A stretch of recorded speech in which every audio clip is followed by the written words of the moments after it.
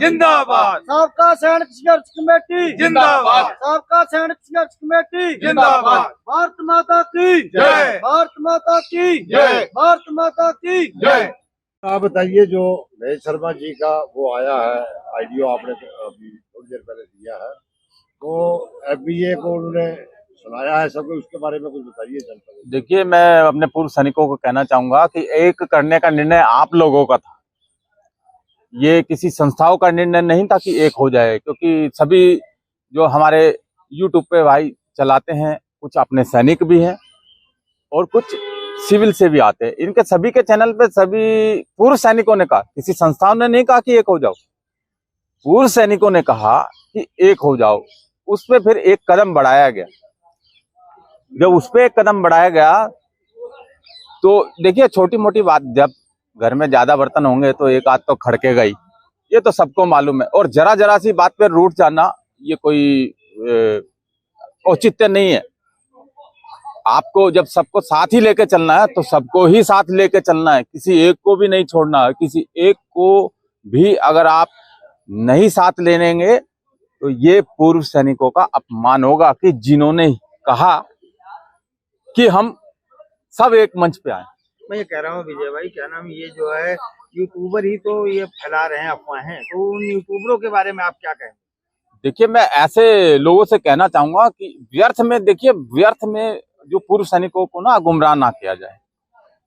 भले आपके सब्सक्राइबर बढ़ जाए, लेकिन नुकसान पूर्व सैनिकों का ही होता है। नहीं, यही पूर्व सैनिक है, उन यूट्यूबरों को बड़ा बनाने में इन्हीं का योगदान था।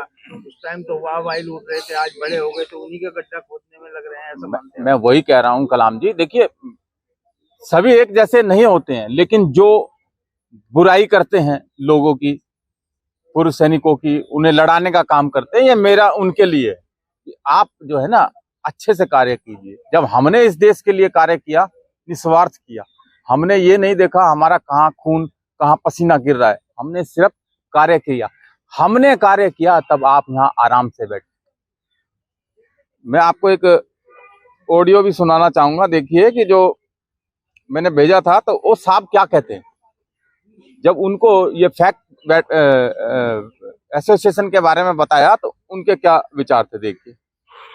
साहब नमस्कार, मैं सोल्जर मदनलाल, आपका वीडियो मैंने सुना, तो चलो इसको लगा देंगे बाद में, आपकी बात छोड़िए आप। अब आगे की कैसे धरना प्रदर्शन किस तरह से चलाया जाएगा? देखिए, शांतिपूर्वक ही चलेगा यहाँ, या शांतिपूर्वक चलेगा। आगे की कॉल अब जो है, अब आगे की जो भी कॉल होगी ना वो प्रशासन को बताई जाएगी, ना शासन को बताई जाएगी। वो सिर्फ काम किया जाएगा, अब बताया नहीं जाएगा, क्योंकि बताने से हमने देख लिया क्या होता है। अब बताया नहीं जाएगा, सिर्फ काम किया जाएगा। नहीं तो पूर्व सैनिकों को कैसे जानकारी? पूर्व सैनिकों को जानकारी होगी ना, वो अपनी हम टीम में हमने पहले भी तो ऐसे काम किए हैं, या हमने फौज में ऐसे ही काम किए हैं। हम जानकारी दे देंगे उनको, बाकी किसी को जानकारी नहीं देंगे।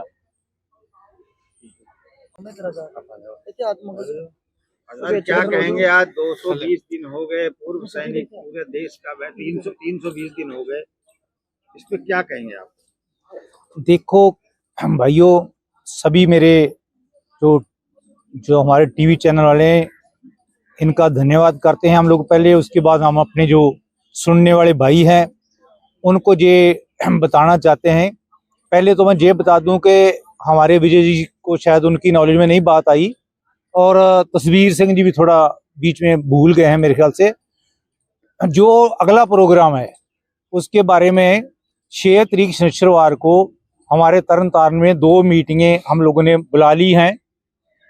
आपके माध्यम से हम जो पूर्व सैनिकों को ये बताना चाहते हैं कि अगर आप उसमें पार्टिसिपेट करना चाहते हैं तो यहाँ से जंतर मंतर से हम आपको भी निमंत्रण देते हैं कि आप उसमें पहुँचें और अपनी राय दें कि आप क्या चाहते हैं, और हमारी राय जो हमारी बात है वहाँ पर सुने।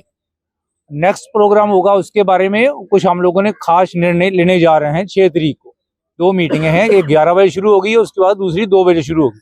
एक तो पहली ये बात है, और दूसरी बात जो 340 दिन की बात चल रही है हमारी, 330 दिन की, 20 दिन की, तो ये मलबी एक कह लो कि गवर्नमेंट फेलियर है, जो 320 दिन से भी एक उनकी 100-200 गज की दूरी में बैठे हुए पूर्व सैनिक हैं, उनको नहीं देख रही, इसको हम गवर्नमेंट का फेलियर मानेंगे।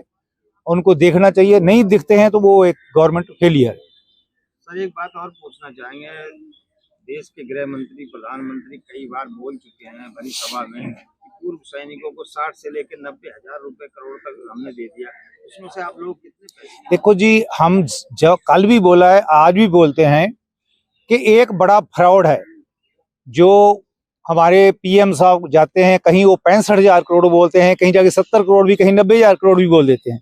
लेकिन हम मोदी साहब से यही तो पूछना चाहते हैं, मोदी साहब अब दूसरे घर में तो ईडी भेज के उस फ्रॉड को बोलते हैं कि फ्रॉड हो गया है।